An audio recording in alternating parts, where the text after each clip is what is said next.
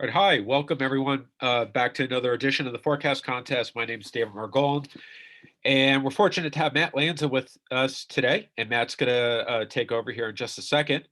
In terms of today's agenda, we'll look back at the attribution from the most recent verification, and then we'll just jump into the forecast. So um, on the screen here, you can see the most recent forecast verification. This is forecast made on April 6th and verifying just a couple days ago. And we're going to do a quick attribution here today so that we can give Matt most of the time. But the verification was here at the bottom was about 70 HDDs. So it was obviously a pretty strong cold period here, cold air mass. Just to put that in perspective, the 30-year is 50 HDDs, and the 10-year is 47. And I was just looking at this the other day. Let's see if I still have it up. Yeah. Looking at where this ranks historically, it's pretty strong, right? You have to go near the bottom of the list or the top, depending on how you want to look at it. But you can see this was what, the fourth coldest or highest HDD period since 1950. So definitely, definitely, if it felt cold, there's a good reason for that. And looking at the map here, yeah. So this is what it looked like. Not quite as bad in the northeast parts of the country or part of the country where I live in Dave, but certainly as you get toward the middle part of the country, Midwest, and basically east of the Rockies, it was particularly cold with some unusual bouts of snow for some areas and whatnot. In terms of the best performers here, so let's rank it by CRPS. Yeah. So the CFS, there's the CFS. A lot of talk about the CFS, at least within our forecast contest community over the last few months. The fact that it's overall, not just this forecast, but overall, it has been performing, let me say this right, at a higher level than in previous years, at least in our contest. Relative to the EC, relative to some of the other metrics, it's performed better this year than previous years. But anyway, it was the best performer for this forecast. You can see the 63. Human forecasts, Dr. Lupo, Dave D'Arcangelo, student members, Philip looks like he was best, and Michael, early career, right behind. And then looking at some of the forecasts that didn't perform as well, it looks like their persistence, right, was not a good indicator for sure here. Obviously some of these lower forecasts not as strong. So let's see. Maybe I'll just let's just spend we'll spend a couple minutes on this. And Matt, looks like you made a forecast here too. Not my best effort. Not your best effort. Okay. But I don't know. Do you have any thoughts in terms of what happened here and any kind of lessons learned on this forecast? I'm trying to remember back to when I was making this forecast exactly what happened, and I do remember this sort of materialized. I felt like it materialized kind of suddenly, at least in the modeling. That it looked like there was a chance that maybe it was going to be cool, and then all of a sudden it was like, oh wow, here we go.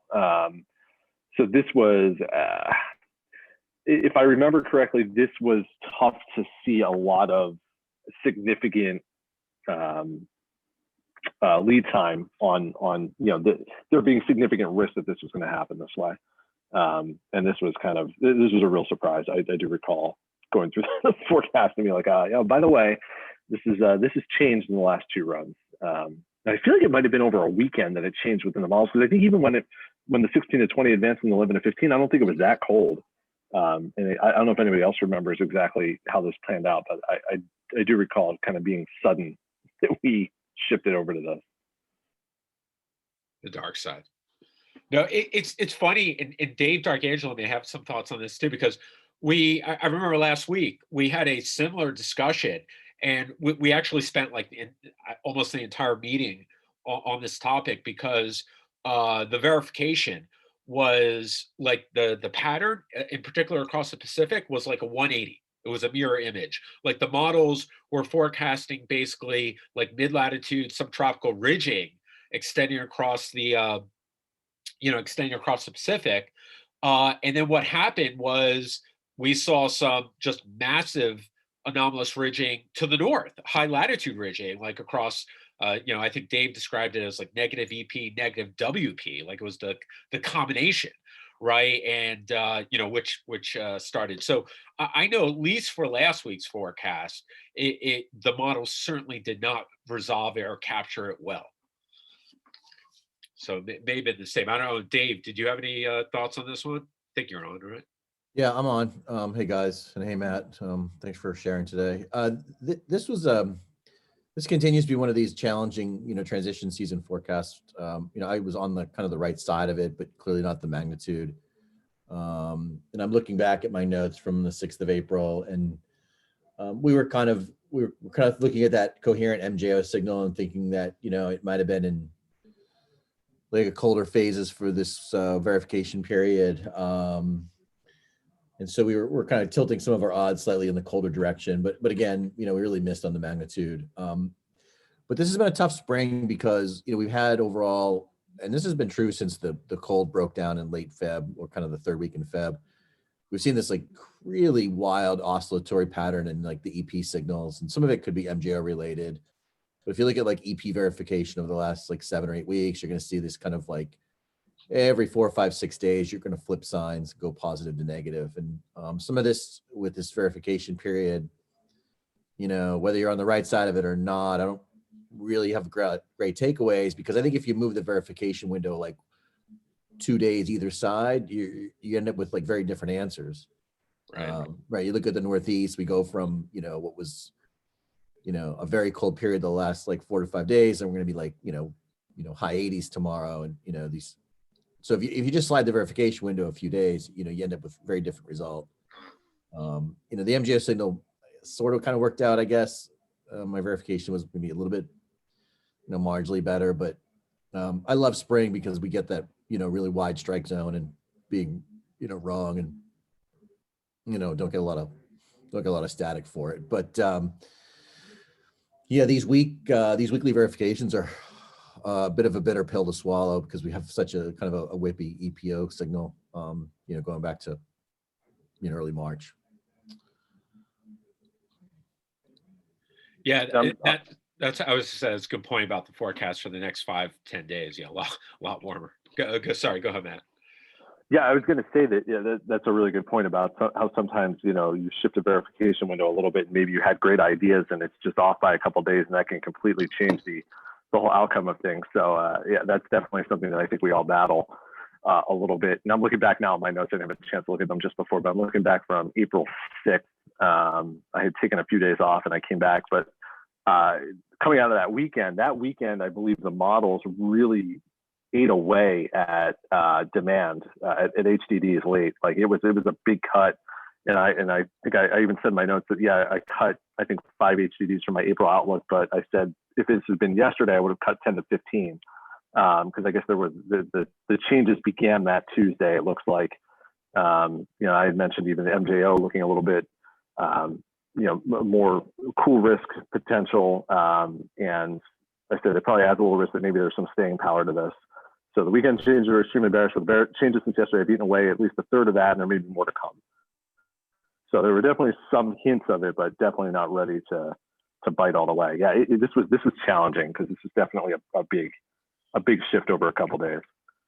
Yeah, I mean, look at this. I mean, I don't know what the spatial correlation on this was, but I mean, come on, right? I mean, gosh, I mean, starting from I mean, you don't even have to start from Canada, but Canada, look at the bullseye over Canada.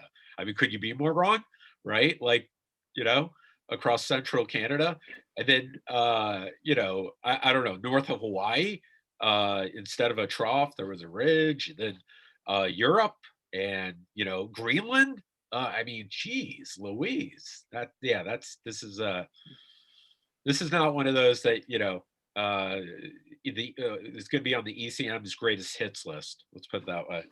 This is suboptimal.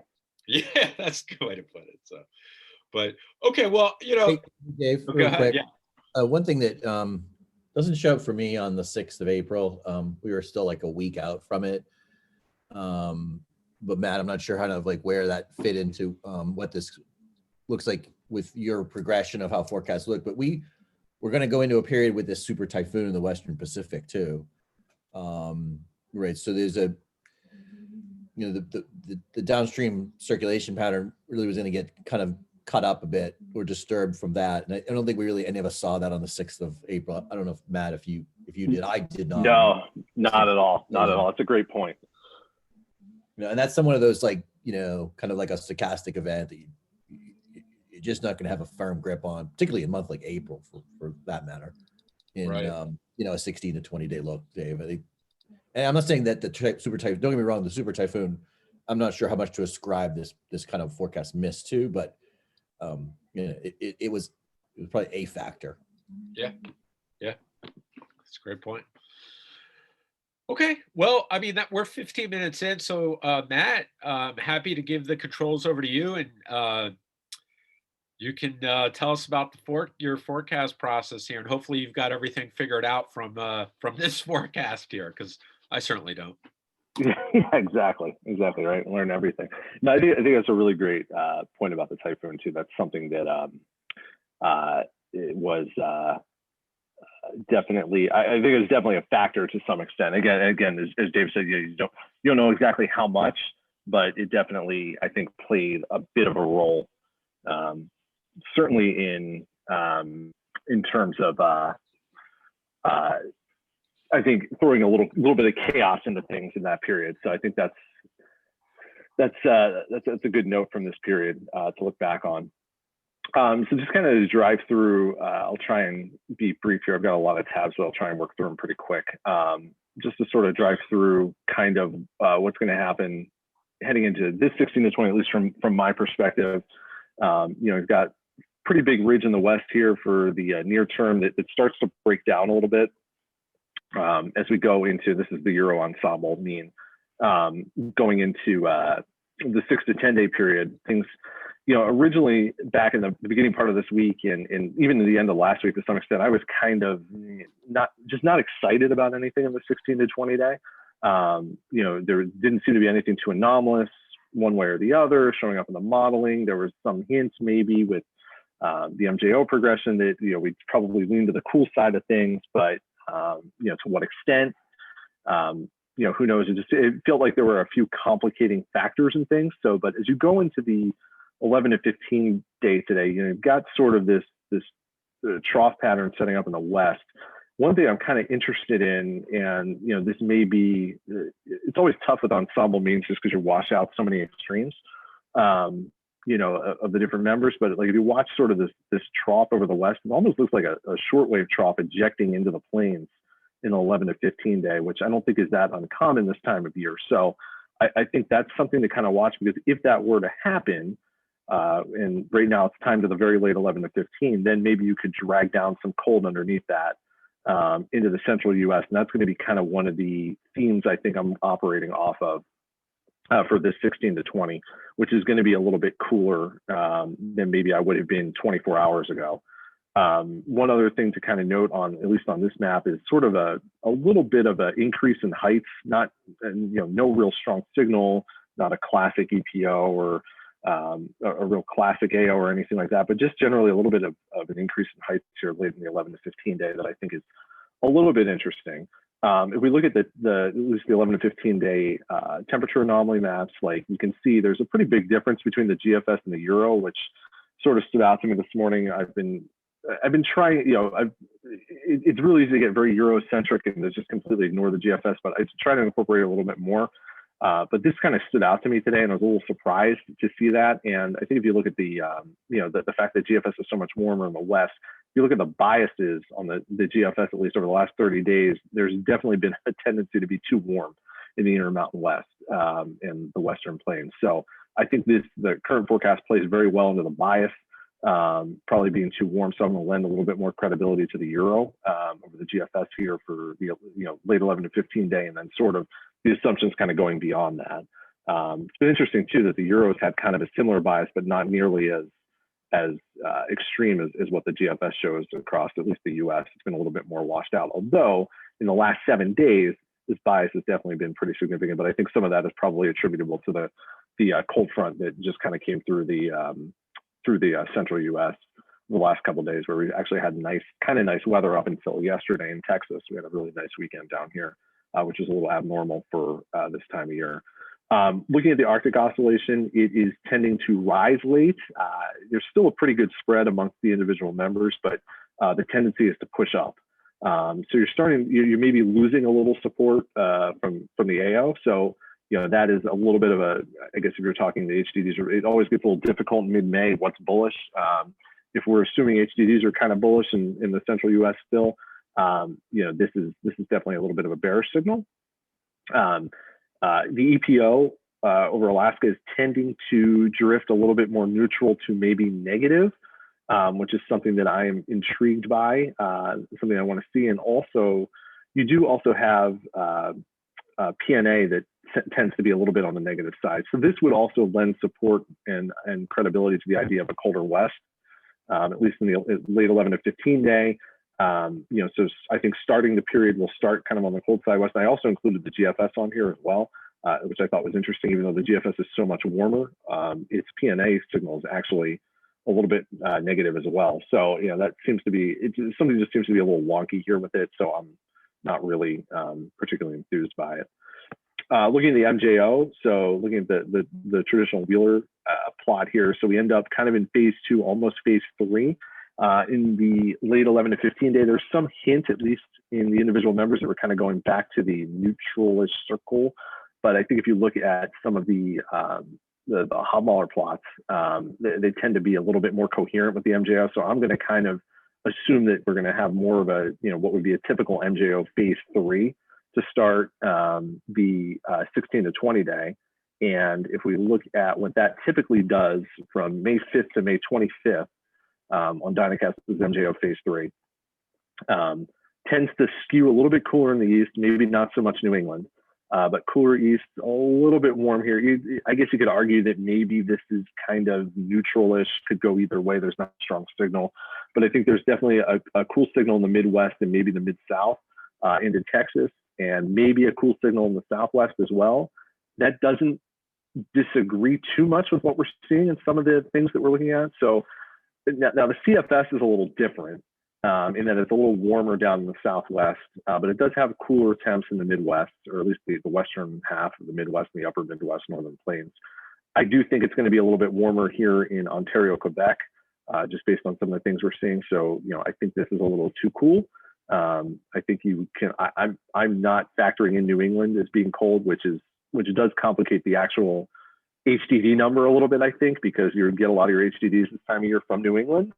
So if New England's not going to be cool and the maps are cool, what is it? Is it bullish? Is it bearish? It gets kind of tough to explain. The Euro weekly week 3 outlook today, it's got kind of a warmer southeast, cooler northern Rockies. This isn't, I don't necessarily feel that this is too terrible. And if you sort of zoom this out a little bit and look at week 3, you've got a little bit of a ridge in the North Pack. Doesn't quite get far enough north to really get the EPO going or anything like that. You don't really have much ridging high heights here in the Arctic, and you almost have kind of a positive NAO look here with this map. So you lose some of the blocking. So this is, I don't know really what to think of this. This to me is not my top choice of things I would choose from, just based on some of the things we talked about. I might shift this maybe a little to the east and shift this a little to the east as well to get more into the Midwest. But that's just kind of my opinion. When I look at my own individual analogs, this is the map I get, which again also seems to be kind of in line. I'd be a little warmer up here. We kind of go against that, but I kind of like this don't know if I like this too much in the Northwest, but I do kind of like this kind of look if we get to that point. So, basically what I did, I said tricky forecast. Cold is probably going to be available to some extent, but how far east can it get? I do think we start the period with a negative PNA type look. So you've got cold in the interior west, pack northwest a little bit. That should start the 16 to 20 day. Again, I'm mentioning the shortwave trough potentially that I think is kind of interesting. One of the challenges right now is, we're seeing it even just this weekend. We were supposed to have kind of a shortwave trough move across Texas this weekend. And that has now turned into a cutoff low that has slowed down by 2 to 3 days and has, completely blown up our weekend forecast down here. So I think that this is always going to be a risk this time of year, with the transition season. May is like my least favorite time of month to forecast things like troughs and cutoff lows. But if this does progress to the east, it could act as a catalyst to push cold into the plains and maybe the Midwest. So basically what I'm doing is taking 10-year normal and going just a little bit above that. And I believe risks are a little more asymmetrically skewed to the cold side than the warm side. But the big caveat to that is New England.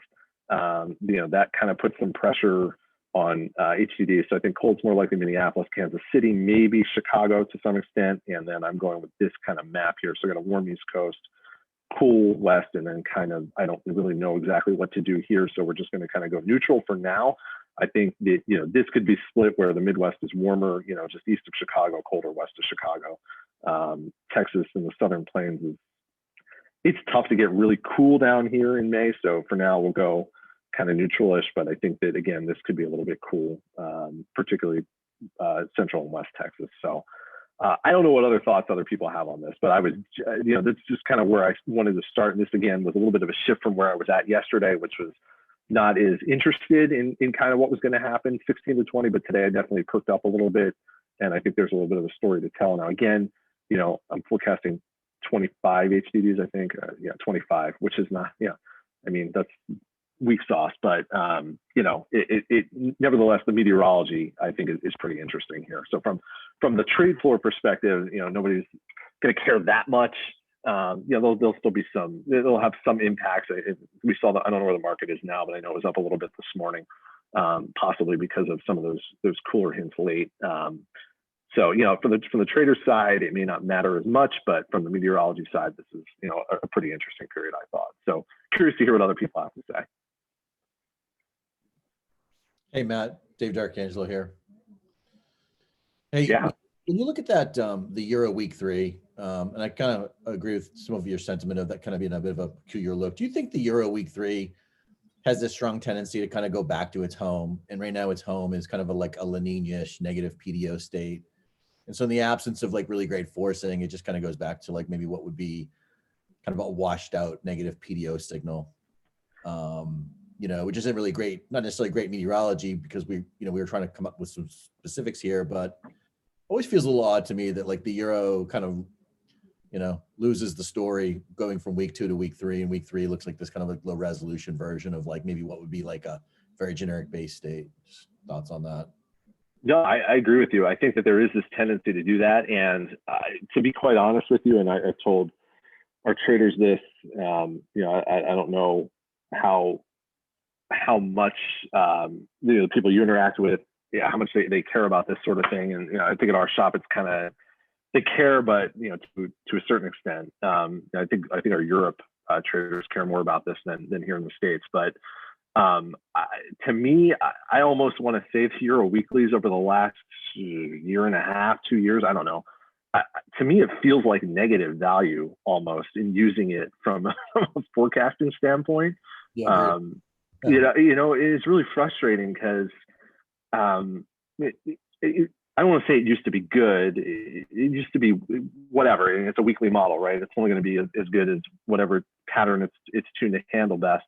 But I feel like it had a little more skill, even as much as like 2 years ago. And it just feels like something's changed. I don't know if that's, atmospherically something has changed. I don't know if it's because of the La Nina that kind of threw it off. Maybe, because of so much, warming we've had in some of the oceans. Now that you throw a little bit of cool water in it, it kind of screws it up. I don't know. but to me, it's just I don't like it. And that's why I'm just kind of like, yeah, I honestly feel better looking at the CFS now than I do the Euro weeklies, which is kind of interesting. Well, at least the CF shows you, some of the maybe vol that you might normally just expect in any given 5-day window, and the Euro feels very just really washed out with these signals. At least the CFS is going to try to show you something. Yeah, And no, I completely agree with that. Changes with There's something, yeah, there's noise there. There's something of interest, something that may be of use.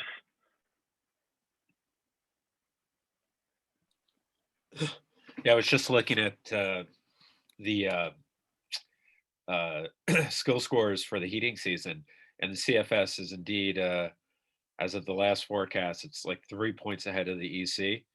Directionally, they have the same hit rate, like 67%. So it's going to be a photo finish here. I guess there's still a couple more heating season verifications. This is the last forecast we're making for the heating season. Next week we'll be doing CDDs, but it looks like the CFS, at least in our contest here, has a chance to actually beat the EC in terms of performance. So here's a question then for you. How does this compare to, say, last winter or even last summer?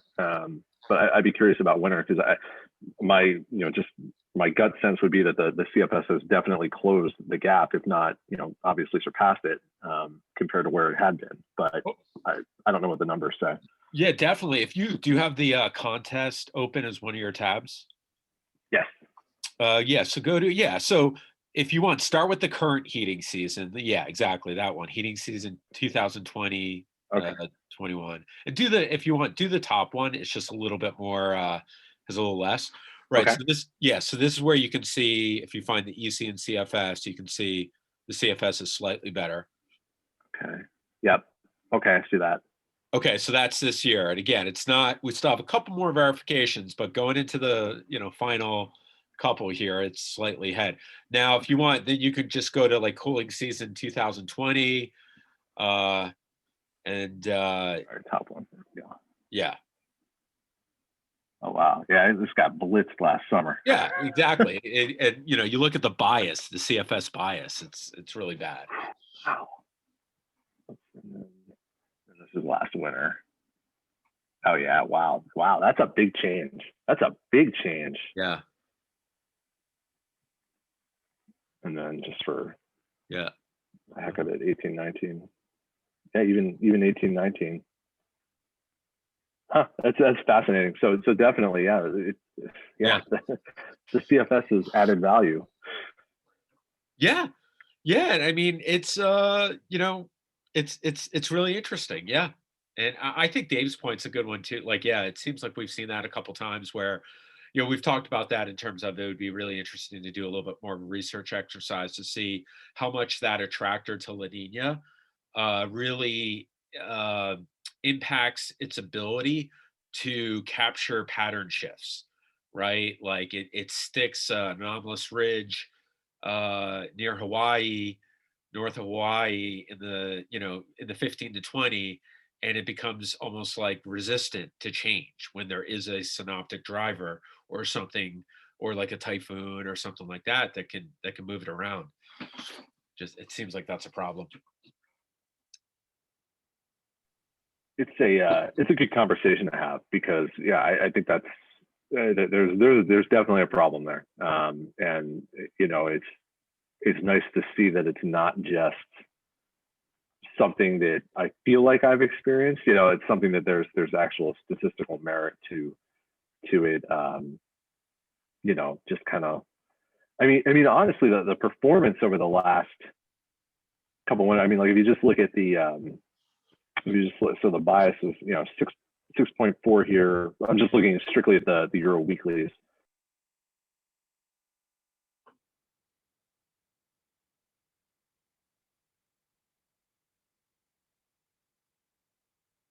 Yeah.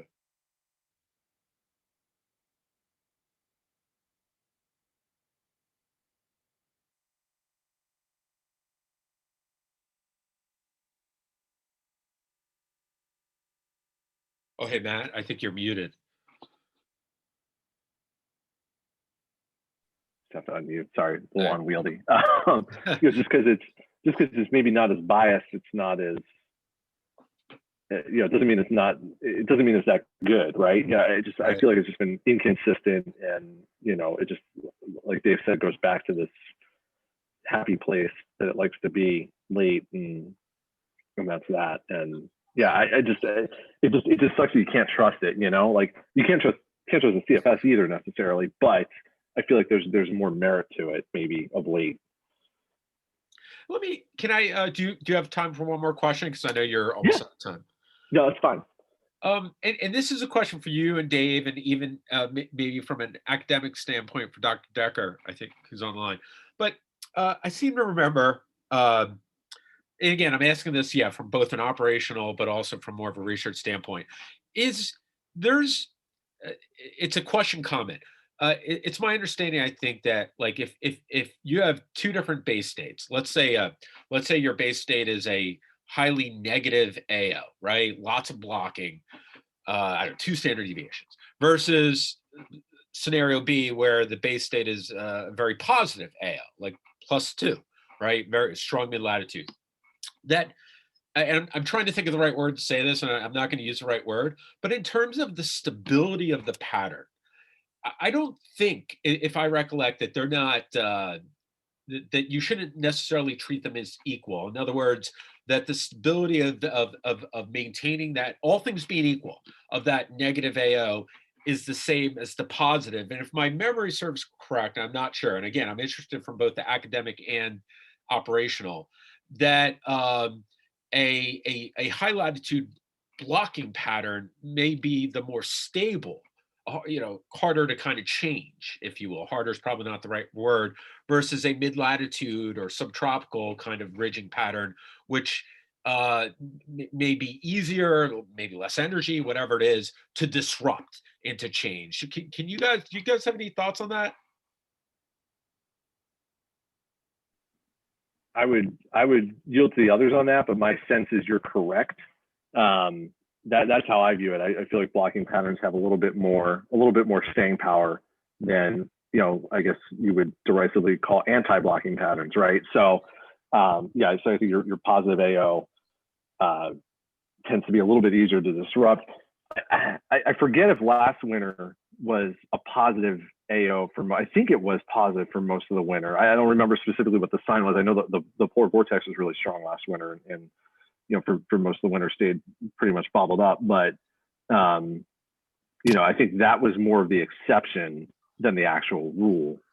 Whereas I think the negative AO that we've had this year from time to time has been a little bit more locked in. But I don't know what the research says about that exactly. That's just based on the day to day for me. Yeah, I'm not aware of any research on that exact topic. I guess it may depend on how you define the NAO. Are you looking at your daily values or monthly or some average over some time period? But I think that would be an interesting thing to investigate and see if there actually is a difference in the sort of the persistence of the positive or the negative phase. If there's a difference in how long the typical positive or negative phase lasts.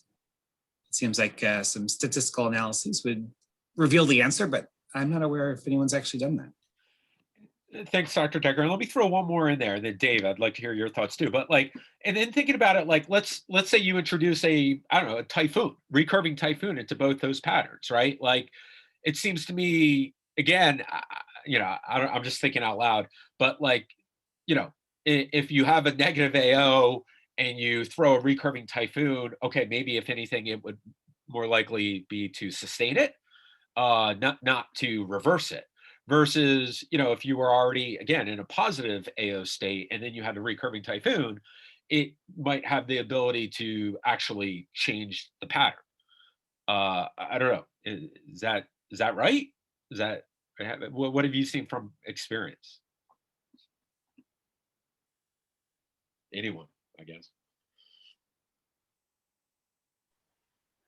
I just, based on my experience, I feel like, if you throw a typhoon story into things, you're going to be more likely to either flip a positive, we'll call a more bearish base state, assuming bearish means warm, than you are to not.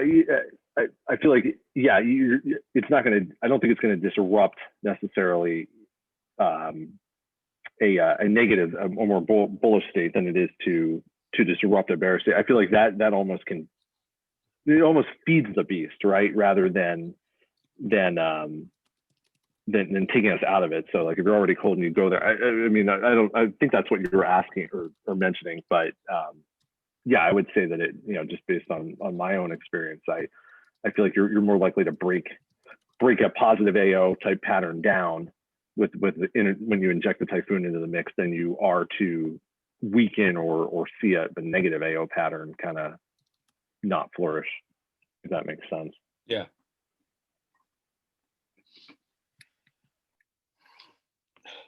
And I guess I was just thinking about, I guess the reason why I thought about this in the first place was just our conversations about how, starting with what Dave said earlier about, hey, does the EC just tend to put that ridge there?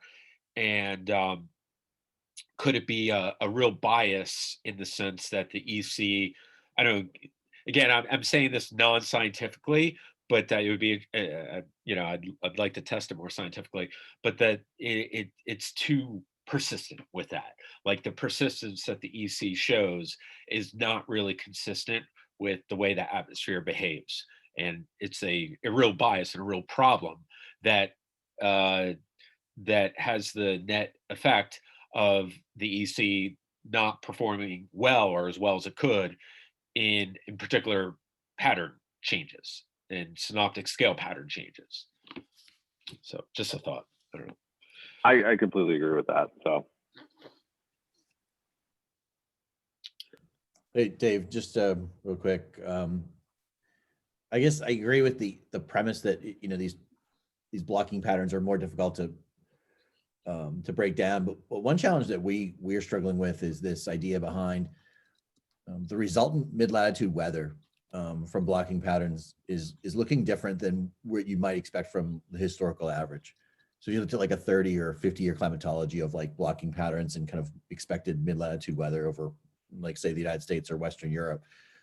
we're altering that to some extent, and it's very different, right? Like we've kind of had this notion that blocking patterns of today aren't like blocking patterns of, say, like the mid 1980s. So it's very clear to us, like look at this winter, for example, we've been in a fairly persistent blocking pattern since December, with the exception of maybe like when the really strong cold broke in the end of February, and April's going to come out to be a negative NAO month. But when you look at the realized weather since then, you probably wouldn't put that map, paint that map if you knew it had been pretty much a negative NAO since, say, early December. So for us, the challenge is kind of like, what does that blocking pattern mean? And that's beside like there's a whole issue of like, we're terrible at predicting these things from evolving and breaking down, but it's more of like the downstream impact of like what the realized weather has been. So that's my 2 cents. I think it's a very, very good point. Very good point. And I'm not trying to like make some broader statement of like climate regimes or anything like that. It's more of like what we're observing, and kind of how we're quote unquote missing the weather, so to speak.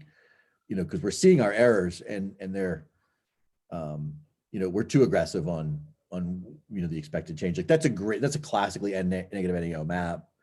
And Western Europe looked like it behaved pretty well. North America or United States and North America in general was pretty trashy. Right. I think that's a great point too, that or great thought there about how I feel like one of the uncertainties with climate change is how these teleconnections, how the relationships between teleconnections and mid-latitude patterns and temperatures in particular will evolve. Will the next 30 years of AO temperature, U.S. temperature, look the same as the last 30 years, right? And I tend to think it's probably a pretty complicated issue.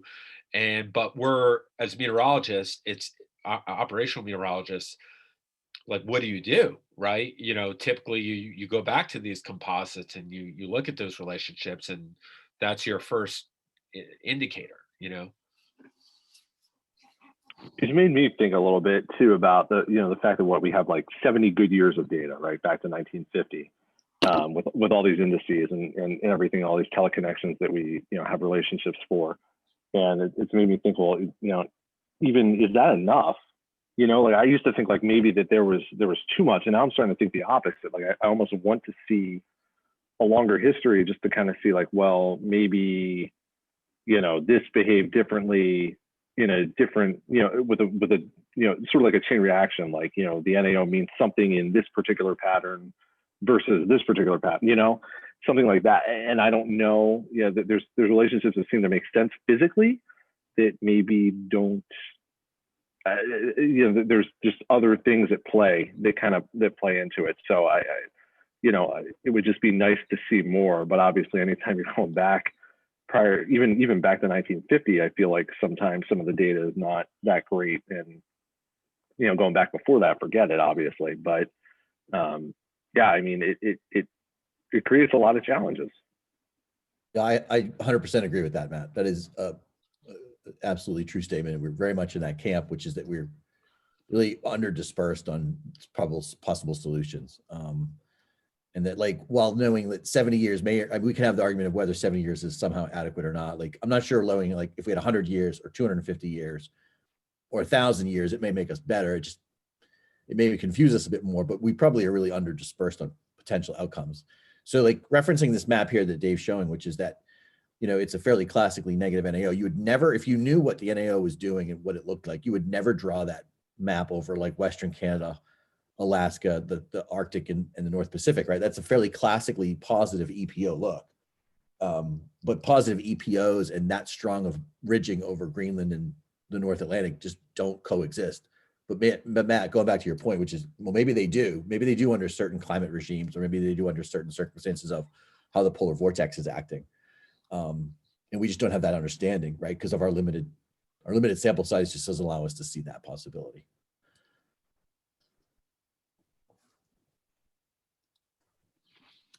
Yeah. Crickets. I assume everyone dropped off the line. I just pulled. I was thinking 2010, but the negative NAO and sort of. But I was just looking at the comparison there. And one thing you notice when the first thing I noticed when I switch over 2010, just a lot more blue on the map.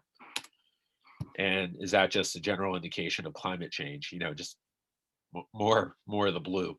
Well, you had a better look over. I mean, to be fair, you had a much better look over Alaska and in the Bering Sea than you do in the. You do. Here, let's do it.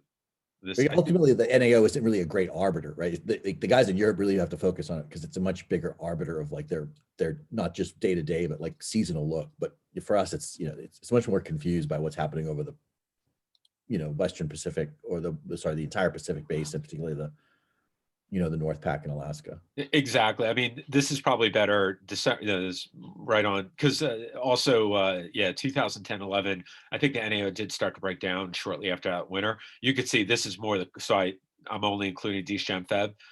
Very strong negative NAO, but you're right. Very that Western Pacific ridge is really poking into the Arctic. Yeah, that's not a positive EPO as much. That's a really negative EPO look. That's a classic like negative Western Pac, and therein lies like the downstream help for the trough in the eastern U.S. Right, exactly. So now we'll switch to this year. Let's see how that kind of wow, quite a bit different, right, across the Pacific here. Yeah. I mean, 2 weeks notwithstanding in Texas in February, it was a waste of a negative NAO. Right.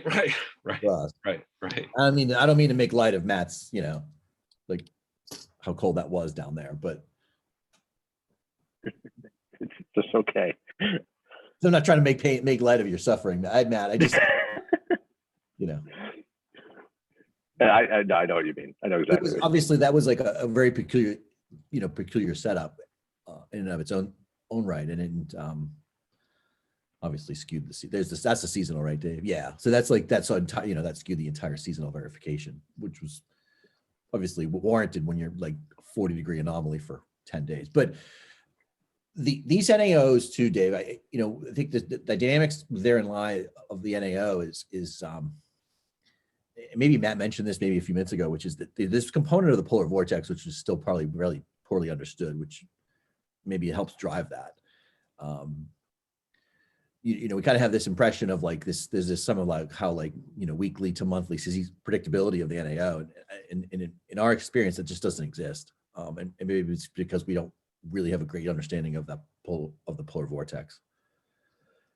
I'm not sure how everyone else, feels about that, but we don't really love, week 3 NAO forecast. Right. I think that's fair. That makes a good point. I was going to say one of the things I was going to add, I've only been at this for 10, 12 years now, compared to some others in this field who have been at this a lot longer, at least in energy and in dealing in this, subseasonal sort of regime. But it's just like anytime and this is without fail, anytime I think I have something figured out and I think I've got it, there's just a curveball that gets thrown. So it really makes you appreciate how difficult this is.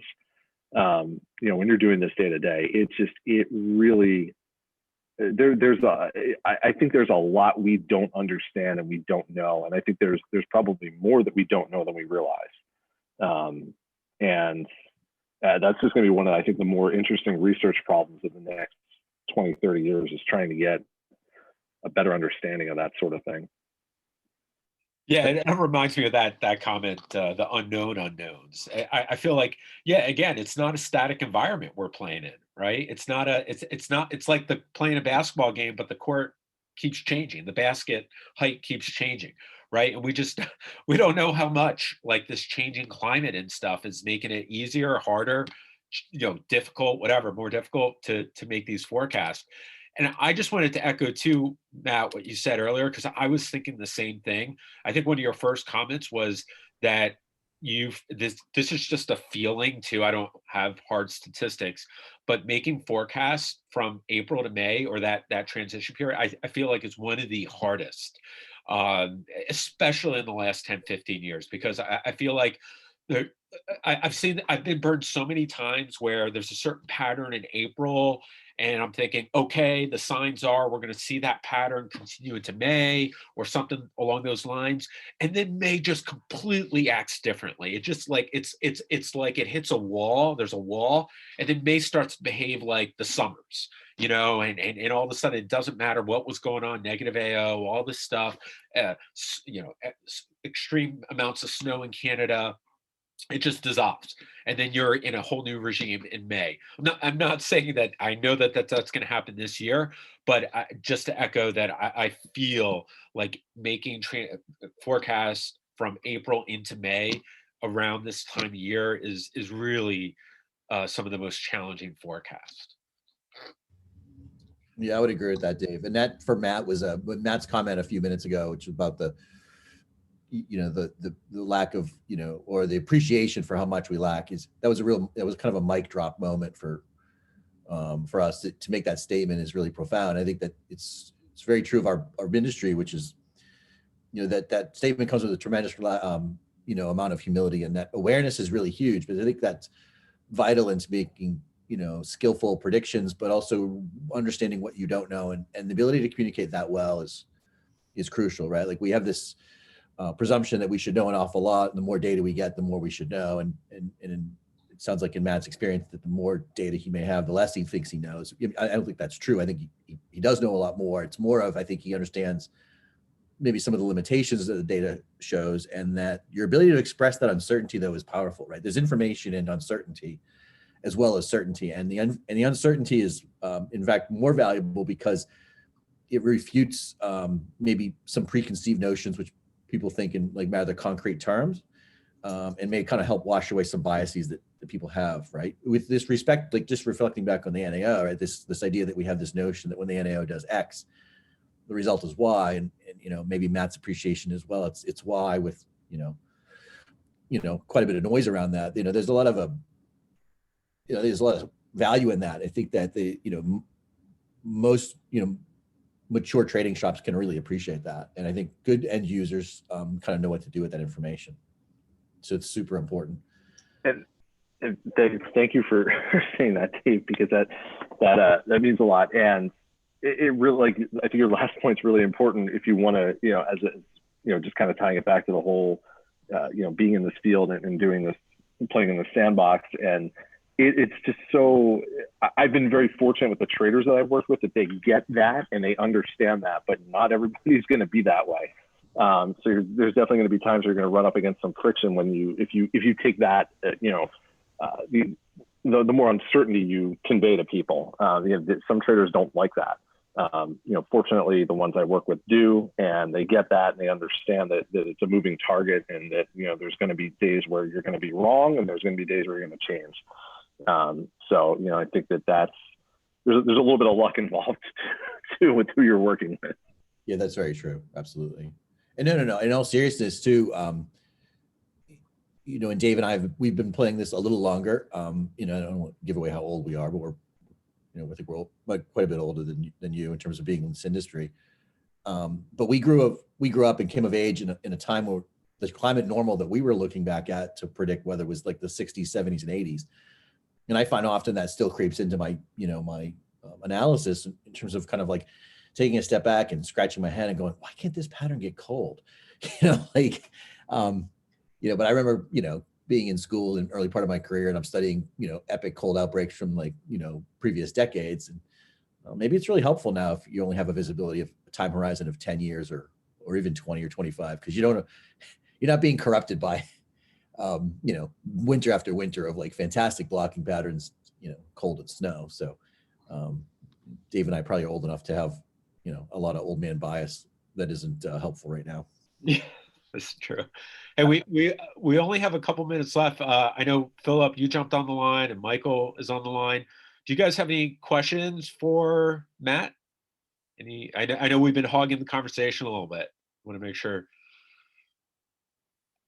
No, it's been a great discussion. I've just been enjoying it. Okay, good. Philip, anything on your end? I know you're a little bit into some of this stuff here. Nothing in particular, but it does seem interesting, the question of whether the climate change will cause the indices as we understand them to produce slightly different responses, even if subtle. Yeah. Yeah, I think that's like $1 million question, right? And then, of course, how well will the models resolve the change if there are changes? How will, in general, our models resolve those changes, right? Will they adapt? Or is it could it mean a change in model skill as a function of some of those things? And also, I was just going to add in, about that April-May thing. I pulled up the MJO map because I was looking at this earlier and just swiping back and forth. I think one of the things too, right? There's probably a lot of things in terms of wavelength, changes of wavelength and stuff like that as you come out of late winter from spring into April, May kind of thing. But it's very obvious even in the MJO relationship too. It's like you kind of see in May, this really strong warm signal start to develop in kind of, in particular, I guess, phase 1 and such. But when you think back into the winter and stuff, you see those kind of cold signals out there, right? And you see the warm signals, in much different phases. So there's these changes, right? These changing relationships that are happening, and of course, it's not just a linear kind of like, hey, it just goes April 15th to May 15th. It's a nice even change, or at least I don't think it's that way. It just seems like it's a herky-jerky kind of thing, which makes it very difficult, I guess, in part for the models to resolve it and for us to forecast it.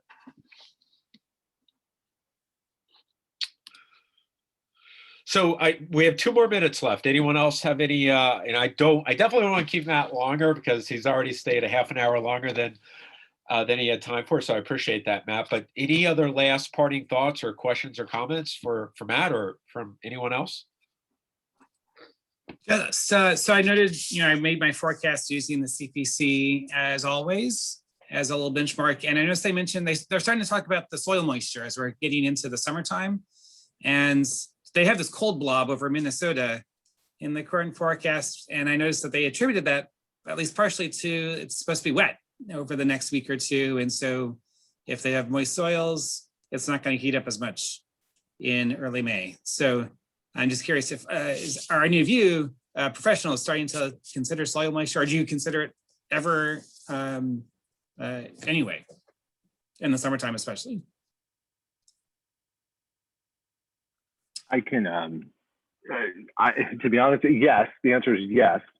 I think my own experience is that it matters less than sometimes some people think. I feel like sometimes there's always this big push about like, oh, it's been so wet, it's going to be, it's going to restrict any heat from developing here. And then, 3 weeks later, all that soil moisture benefit has disappeared, and it can heat up there. I think that my own opinion is that the soil moisture matters maybe more. Right now, it might matter more for Texas and the Southern Plains going into summer, given how dry it has been in parts of the state, parts of Texas. I mean, it's just, every time we've come close to getting the drought, we've kind of been bailed out over the last year, and we've come close a couple times. There's been either some storm system or some tropical system or something that's bailed us out, and then we really haven't had that lately. We'll see what this cutoff low does this weekend. That might help a little bit, but that may be more of an East Texas, Louisiana thing than a West Texas. But we'll see. But yes, soil moisture is going to be something that I'm definitely going to look at, and certainly something that I would consider from a seasonal perspective as well. Obviously there's a little bit more noise there, but if we are indeed heading into a drought finally, down here, then that could impact things pretty considerably. Okay, thanks. All right, great. Well, thanks again, Matt. Thanks for spending the entire hour with us, and hope to have you back soon.